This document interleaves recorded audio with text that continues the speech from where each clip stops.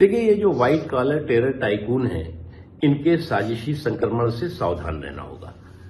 ये लगातार ये वो लोग हैं कि जंग में कत्ल सिपाही होंगे, सुरखुरु जिले इलाही होंगे। ये ऐसे जल्लादी जुल्म और जुर्म के जिले इलाही हैं जो मानवता को भी शर्मसार कर रहे हैं और साथ ही साथ जो है वो मुल्क को भी शर्मसार कर रहे हैं। ऐसे लोग जो है वो न मानवता के हितैषी है, न मुल्क के हितैषी है, न ही किसी मजहब के हितैषी हैं।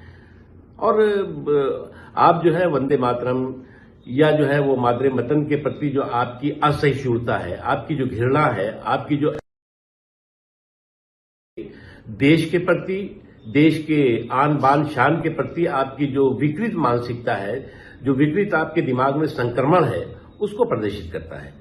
आज जो है वो आप कब तक जो है वो देश के मुसलमानों को बहकाते रहेंगे, भड़काते रहेंगे, धमकाते रहेंगे, भरमाते रहेंगे। आपका ये जो भय भ्रम का भौकाल है, ये पूरी तरह से एक के बाद एक एक्सपोज हो रहा है। और जो आधुनिक शिक्षा के संस्थान में जो है वो आतंकवादी जो है वो दीक्षा का जो है वो सेंटर अगर बन जाए तो निश्चित तौर से ये किसी भी के हित में भी नहीं है। आप जो है वो बात करेंगे कि शिक्षा की, आप बात करेंगे कि संस्कार की, आप बात करेंगे कि संवैधानिक अधिकारों की, लेकिन आप जो है वो आपका जो सांप्रदायिक साजिशी सोच है वो शुद्ध रूप से समाज में बिखराव और टकराव पैदा करने की है, समाज के लोगों में जो है वो भय भ्रम पैदा करने की है और साथ ही साथ जो है वो हिंसक सोच के साथ है। तो इस तरह की जो आपराधिक अराजकता और हिंसक अराजकता की सोच है वो कभी भी सफल नहीं होगी। उलमा के अध्यक्ष मौलाना महमूद मदनी साहब ने जो बयान दिया है उससे मैं ही नहीं बल्कि भारत के करोड़ों मुसलमान इत्तफाक नहीं रखते हैं।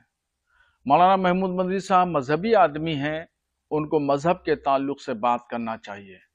उनको मुसलमानों को उकसाने, भड़काने और मुश्तइल करने वाली बातें नहीं करना चाहिए।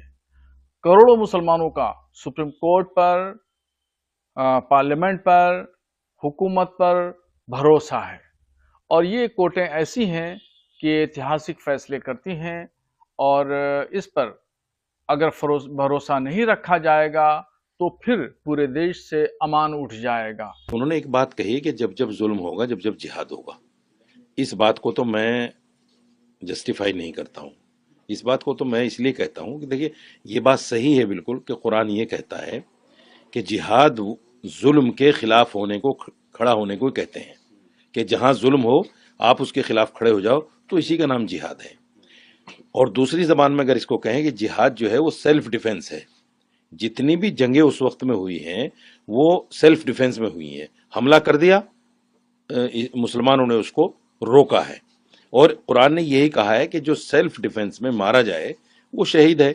तो ये जो जिहाद का शब्द है बड़ा पाक और पवित्र शब्द है हमारे लिए, लेकिन जिस तरह लोगों ने इसको लव जिहाद, लैंड जिहाद, थूक जिहाद, मूत जिहाद और हर जिहाद से जोड़ दिया, तो यकीनी तौर पर ये हमारे आस्था को चोट पहुंचाने वाली बातें हैं।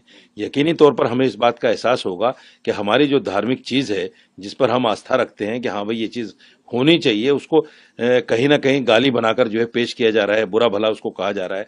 तो मेरा मानना ये है कि ये चीज़ ऐसी नहीं है कि जिसको मदनी साहब ने कोई गलत वे में कहा हो। ये बिल्कुल सही है कि हर चीज़